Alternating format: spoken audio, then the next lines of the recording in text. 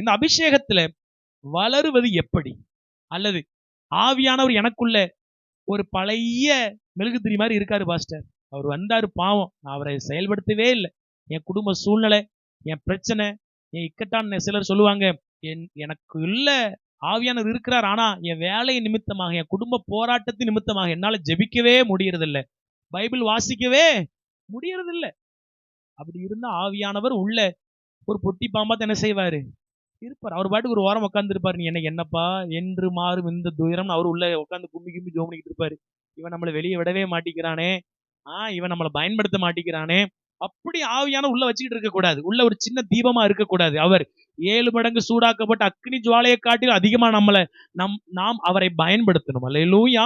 அப்ப அபிஷேகத்துல இன்கிரீஸ் ஆவது எப்படி? How to increase our anointing? நம்முடைய அபிஷேகத்தை அதிகரிப்பது எப்படி? நம்மளால அதிகரிக்க முடியும். முன்னாடி ஒரு கோட்பாடு இருந்தது கிறிஸ்தவத்துல, ஆவியானவர் நினைச்சா உன்னை நிரப்புவாரு, இல்லைன்னா உன்னை விட்டுருவாரு. நோ, ஆவியானவரை, உங்களுக்குள்ள இருக்கிற ஆவியானவரை நீங்க தான் இன்னும் அதிகமா, ஆங்கிலத்தில் சொல்லுவாங்க பபிள் த வாட்டரா, அதாவது தண்ணி என்ன செய்யுது, கொப்பளிக்கும், குபு குபு குபுன்னு என்ன பண்ணும், ஊத்து தண்ணி பார்த்துருக்கீங்களே, பொங்கி பொங்கி முட்டை முட்டையா என்ன செய்யும், வரும். அப்படி ஆவியானவர் நீங்க செயல்படுத்த முடியும். அல்லேலூயா. எப்படி செய்யறதுன்னா, ஆவியானவரோடு நல்ல உறவு உங்களுக்கும் எனக்கு அவசியம். ஆமென்.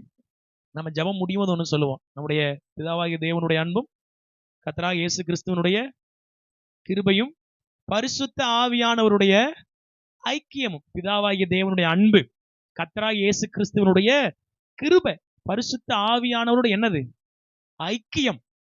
ஆவியானவர் ஒரு நபர். எப்படி ஒரு நபர் உங்ககிட்ட ஐக்கியத்தை எதிர்பார்க்கிறாரோ, அப்படித்தான் ஆவியானவரும் நாம் அவரோடு ஐக்கியமா இருக்க வேண்டும் என்று அவர் என்ன செய்கிறாரு, எதிர்பார்க்கிறார். ஆவியானவர் ஐக்கியத்தை நீங்க ருசிச்சு பழகிட்டீங்கன்னா மனுஷ ஐக்கியம் உங்களுக்கு உப்பையாயிரும். சிலர் அதை குறித்து ஏங்கிக்கிட்டு இருப்பாங்க, என்கிட்ட எனக்கு பாசத்தை காட்ட யாரும் இல்லை, என்கிட்ட பேச யாரும் இல்லை, என்னோட பழக யாரும் இல்லை. எசேக்கியா பிரான்சிஸ் சொல்லுவாரு, என்கிட்ட யாராவது பேச வந்தா எனக்கு ஒரு மாதிரி இருக்கும். ஏன் அப்படி சொல்றாருன்னா, எனக்கு யார்ட்டையும் பேசவே பிடிக்கிறது இல்லை, எப்பொழுதுமே ஆவியானவரோட ஐக்கியமா இருப்பதே நான் என்ன செய்கிறேன், விரும்புகிறேன் அப்படி சொல்லுகிறார்.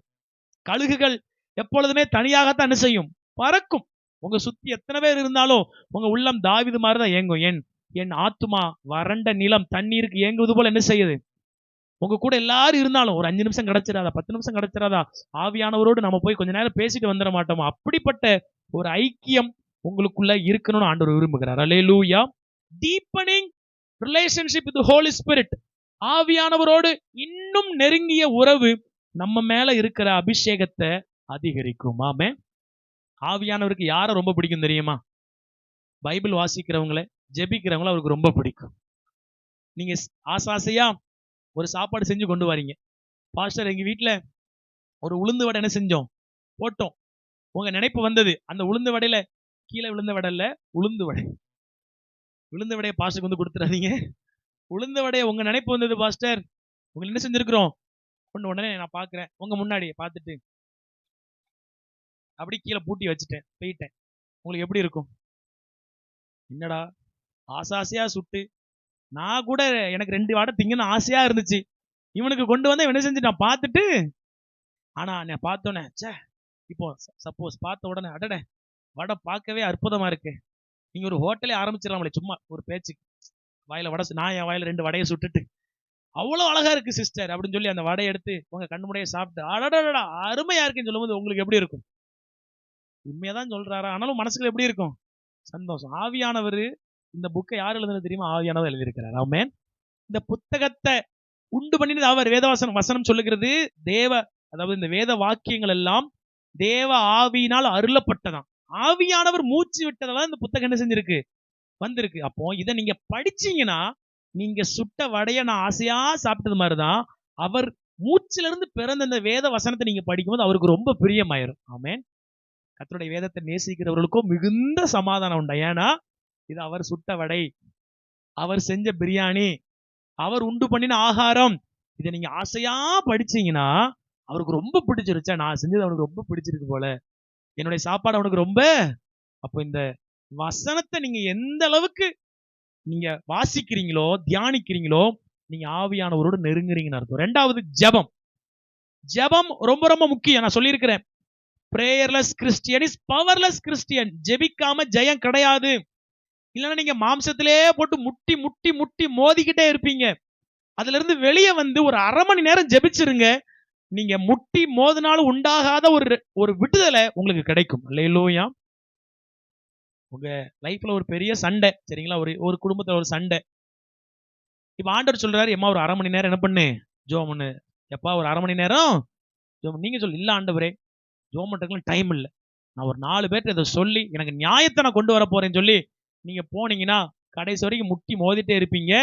யோபுக்கு கிடைச்ச மாதிரிதான். 3 சிநேகிதர்கள் யோபு உட்காந்து ஓட்ட சுரண்டிட்டு இருக்கும்போது வந்தாங்க. அவங்க என்ன தெரியுமா பண்ணாங்க?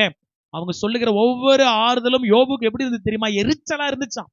அவங்க பேசுற ஒவ்வொரு வார்த்தையும் 40 அதிகாரம் அவனுக்கு தான் பேசியிருக்கானுங்க. அவனுக்கு பேசின வார்த்தையெல்லாம் எரிச்சல் எரிச்சல். அவன் சொல்றான், நீங்க பேசுறது எனக்கு எரிச்சல் ஆகுதுடா, நீங்க அலட்டு உண்டாக்குகிற தேற்றரவாளர்கள். இதுதான் மாம்சீகம்.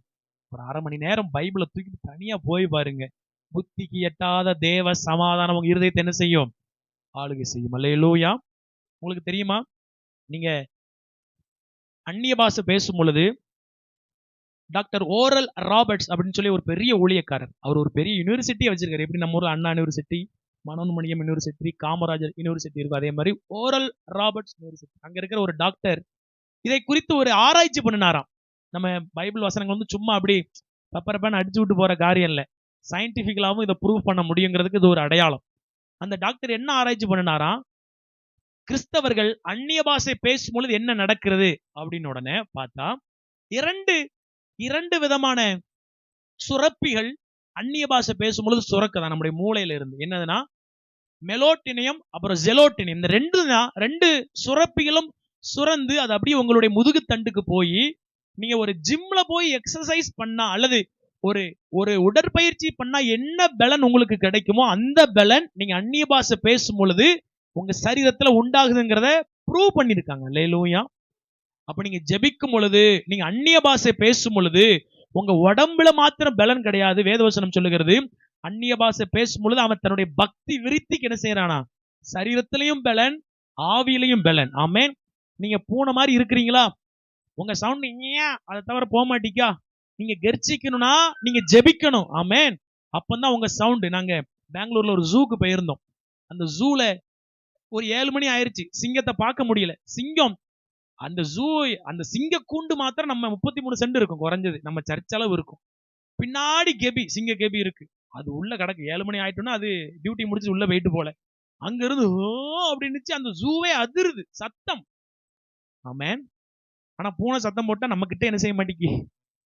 அப்ப நீங்க சிங்கமா மாறணும்னா வேதமும் ஜெபமும் ரொம்ப ரொம்ப அவசியம். அல்லேலூயா.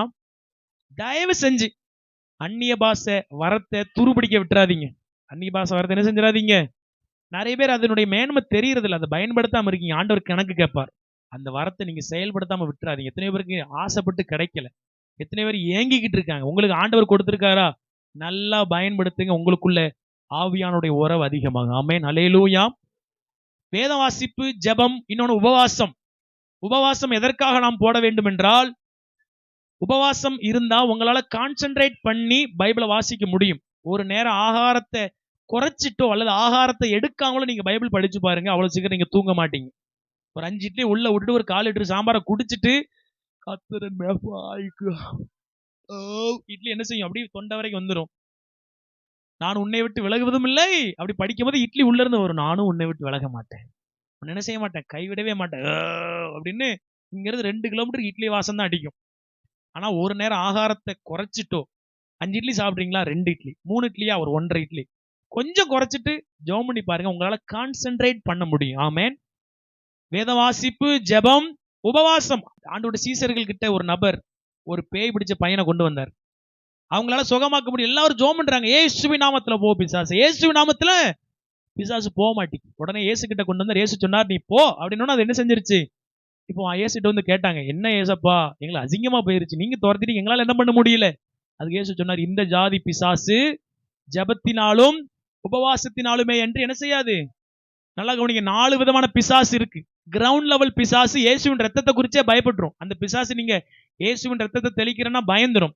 2வது, இந்த மண்டலத்துல ஒரு பிசாசு இருக்கு, அது இயேசுவின் அதிகாரத்துக்கு பயப்படும். வான மண்டலத்தில் இருக்கிற பொல்லாத ஆவின்னு ஒண்ணு இருக்கு. சரியான விசுவாசம் இல்லைன்னா, இயேசுவின் ரத்தத்தை குறித்து ஒரு வெளிப்பாடு இல்லாம இயேசுவின் நாமத்துல போனா அது வந்துரும். என்ன செய்யாது? என்னையா போச்சொன்னே, எனக்கு இயேசுவை பத்தியும் தெரியும், பிதாவை பத்தியும் தெரியும், உனக்கு தெரியுமான்னு கேட்டது என்ன செஞ்சிடும்? 4வது விதமான பிசாசு தான் சீஃப் பிசாசு. இயேசு உபவாசம் இருக்கும்போது பிசாசு என்ன செஞ்சான்? வந்து சோதனை கொடுத்தான். அவன் தான் சீஃப் ஸ்பெஷல் ஃபோர்ஸ். ஏரோப்ளேனை ஹைஜாக் பண்ணிட்டாங்கன்னு வச்சுக்கோங்களேன், அதாவது தீவிரவாதிகள் பிடிச்சிட்டாங்கன்னா ஸ்பெஷல் ஃபோர்ஸ் அனுப்புவாங்க. சாதாரண காக்கி சட்டை அனுப்ப மாட்டாங்க, ஸ்பெஷல் ஃபோர்ஸ். அவங்க நினைச்சாங்கன்னா ஏரோப்ளேன் ஓட்ட போட்டு கூட உள்ள என்ன செஞ்சிருவாங்க? பேங்க் ராபரி, பேங்க் பிடிச்சிட்டாங்கன்னு வச்சுக்கோங்களேன், ஸ்பெஷல் ஃபோர்ஸ் அனுப்புவாங்க. அவங்க பேங்க் கூரையை உடச்சிட்டு கூட உள்ள என்ன செய்வாங்க? ஜன்னலை உடச்சிட்டு சொல்லி கடகடன் உள்ள இறங்குவாங்க. அந்த பிசாசு, அந்த 4வது பிசாசெல்லாம் அடிக்கணும்னா நமக்கு இன்னும் விசுவாசம் தேவை. ஆமென், அல்லேலூயா. சாதாரண கிரவுண்ட் லெவல் பிசாசை விரட்டிடலாம். சின்ன சின்ன குட்டி பிசாசுலாம் சீப்ப அப்படின்னா இயேசு நாமத்துல ஓடிடும், பயந்துரும். சின்ன சின்ன பிசாசுகள் அதை புரிஞ்சு ஓடிடும். ஆனா சில பிசாசுகளை ஜெயிக்கணும்னா உங்களுக்கு பரிசுத்த ஆவியானுடைய அபிஷேகம் ரொம்ப தேவை. ஆமென். அப்ப வேத வாசிப்பு, ஜெபம், உபவாசம், இந்த 3 உங்க வாழ்க்கையில இருக்கும் பொழுது நீங்க இன்னும் ஆண்டவரோடு நெருங்குவீங்க. உங்க மேல இன்னும் அபிஷேகம் இருக்கும். அந்த அபிஷேகம் இருந்தா இன்னைக்கு நம்ம தியானிச்ச 7 காரியங்களும் நிச்சயம் நடக்கும். ஆமென், அல்லேலூயா. நீர்மூழ்கி மோட்டரா இருக்க போறீங்களா, இல்லைன்னா வாளியில இறக்க போறீங்களா? அது உங்க கையில தான் இருக்கு. நான் வாளியில தான் இறப்பேன்னீங்கன்னா மாம்சத்துல செயல்படுறது. இப்ப பாருங்க, தண்ணி சுவிட்ச் போட்டா சுவங்கி என்ன செய்யுது? பறந்து வருது. நீர்மூழ்கி மோட்டரா மாறணும்னா கொஞ்சம் நேரம் செலவழிக்கணும். கொஞ்சம் நேரம் செலவழிச்சு ஆவியானவரோட இருந்தீங்கன்னா உங்களுடைய மோட்டர் பவர்ஃபுல் ஆயிரும். அப்போ சுவிட்சை போட்டா வாளியில 200 லிட்டர் தண்ணி எடுக்க 2 மணி நேரம் ஆகுதுன்னா 20 நிமிஷத்துல அடிச்சு தள்ளி இருந்த தண்ணி. ஆமென், அல்லேலூயா. அப்போ உங்க மோட்டர் கெப்பாசிட்டி அதிகமாக்கணும்னா, உள்ளான மனுஷன் அதிகமாக்கணும்னா ஆவியானவரோட நெருங்கி வாழணும். பைபிளை நல்லா படிங்க, நல்லா படிங்க, நல்லா ஜெபம் பண்ணுங்க. உபவாசம் இருக்க முடிஞ்சா நல்லா கவனிங்க. உபவாசம் இருந்தா ஜெபிக்கணும். சிலர் உபவாசம் இருப்பாங்க, வேலைக்கு போயிருவாங்க. ஆண்டவருக்கு உங்க பசியை வச்சு அவர் என்ன பண்ண போறாரு? உங்க இட்லியை வச்சு அவர் என்ன பண்ண போறாரு? அந்த நேரத்துல ஜெபிக்கணும். அதுதான் அவருக்கு தேவை. சொல்லுவாங்க, சிலர் சொல்லுவாங்க, என் வயிற்று வலியை பார்த்தாவது ஆண்டவர் சுகம் தர மாட்டாரா? வயிற்று வலியை பார்த்தாலும் ஆண்டவர் சுகம் தந்தா அப்ப அப்பண்டிக்ஸ் இருக்கிறவனுக்கு தான் முதல் ஜெப குறிப்புக்கு பதில். குடல் இறக்கிறவனுக்கு தான் ரொம்ப வயிறு வலிக்கும். அப்ப ஆண்டவர் அவனுக்கு தான் ஜெபத்தை என்ன செய்வாரு? வயிற்று வலியை பார்த்து ஆண்டவர் அற்புதம் செய்ய மாட்டாரு, விசுவாசத்தை பார்த்து தான் அற்புதம் செய்வாரு. விசுவாசம் எப்ப வரும்னா, நேரத்தை செலவழிச்சு கர்த்தருடைய வார்த்தையில் அமர்ந்திருக்கும் பொழுதுதான் விசுவாசம் வரும். அல்லேலூயா. விசுவாசம் கேள்வியினால் வரும். அது கேட்க கேட்க தான் விசுவாசம் வரும். சோ உங்களால விசுவாசத்தை பெற்றுக்கொள்ள முடியும். எனவே நீங்க தேவ சமூகத்தில் அமர்ந்திருங்க, ஆவியானோட நெருங்கி வாழுங்க. கர்த்தர் உங்களை ஆசீர்வதிப்பார். எல்லாரும் ஜெபம் பண்ணுவோம். ஸ்தோத்திரம் ஆண்டவரே, ஸ்தோத்திரம் ஆண்டவரே, ஸ்தோத்திரம் ஆண்டவரே. நன்றி இயேசுவே, உமக்கு ஸ்தோத்திரம், ஸ்தோத்திரம், ஸ்தோத்திரம், ஸ்தோத்திரம். இந்த நாளில அப்போ அவங்க வார்த்தையை கேட்க உதவி செஞ்சீங்களே, நன்றி, நன்றி, நன்றி ஆண்டவரே. உங்க வார்த்தையின்படியே நாங்க ஆவியானவருடைய அபிஷேகத்தினால் நிரம்ப உதவி செய்யுங்க. வேதத்தை நல்லா படிக்க, தியானிக்க உதவி செய்யுங்க ஆண்டவரே. உலக கதைகளுக்கும் கிளவி பேச்சுகளுக்கும் வீண் பேச்சுகளுக்கும் வீணான ஆண்டவரே தர்க்கங்களுக்கும் இடம் கொடுக்காம ஆண்டவரே, பவுல் தீமோத்தேயுக்கு சொன்னது போல, நீ வாசிக்கிறத விட்டுறாத, ஜெபத்தை விட்டுறாத, நான் வருகிற வரைக்கும் நீ வாசிக்கிறத மாத்திரம் நிறுத்தி விடாத என்று சொன்னது போல நாங்க பைபிள் வாசிக்கிறதையும் ஜெபிக்கிறதையும் விட்டுறக்கூடாது ஆண்டவரே. உனக்குள்ள இருக்கிற அந்த ஆவியின் வரத்தை அனல் மூட்டி எழுப்பு என்று சொன்னது போல எங்க வரத்தை அனல் மூட்டி எழுப்பணும் ஆண்டவரே. தேவையற்ற சிந்தனை அல்ல, தேவையற்ற பிரச்சனைகள் அனல் மூட்டி எழுப்பிடக்கூடாதுப்பா. நாங்க வசனத்தையும் வார்த்தையையும் ஜெபத்தையும் நாங்க உறுதியாய் பிடித்துக்கொள்ள உதவி செய்யுங்க. எங்க நேரம் ஒத்துழைக்கும் பொழுது, எங்க சரீரம் ஒத்துழைக்கும் பொழுது நாங்க உபவாசம் இருந்து பைபிள் வாசித்து ஜெபிக்க உதவி செய்யுங்க ஆண்டவரே. அப்பா, கர்த்தர் இந்த வார்த்தை கேட்ட ஒவ்வொருவரையும் ஆசீர்வதிக்கும்படியாக ஜெபிக்கிறேன். தொடர்ந்து நாங்க தியானித்த 7 அபிஷேகத்தின் ஆண்டவரே பெனிஃபிட்ஸ் எங்களுக்கு உண்டாகும்படியாக கர்த்தர் உங்க வல்லமையால நிரப்பும்படியாக ஜெபிக்கிறோம். இயேசு கிறிஸ்துவின் நாமத்தில் ஜெபம் கேட்ட ஜீவனுள்ள பிதாவே, ஆமென், ஆமென். என் ஆத்துமாவே கர்த்தரை ஸ்தோத்திரி, என் முழு உள்ளமே அவருடைய பரிசுத்த நாமத்தை ஸ்தோத்திரி. என் ஆத்துமாவே கர்த்தரை ஸ்தோத்திரி, கர்த்தர் செய்த சகல உபகாரங்களையும் மறவாதே. ஆமென், ஆமென், ஆமென். அல்லேலூயா, அல்லேலூயா, அல்லேலூயா. God bless you. கர்த்தர் உங்களை ஆசீர்வதிப்பார். வீடுகளிலே ஆவியானவரால் நிரப்பப்படுங்க. God bless.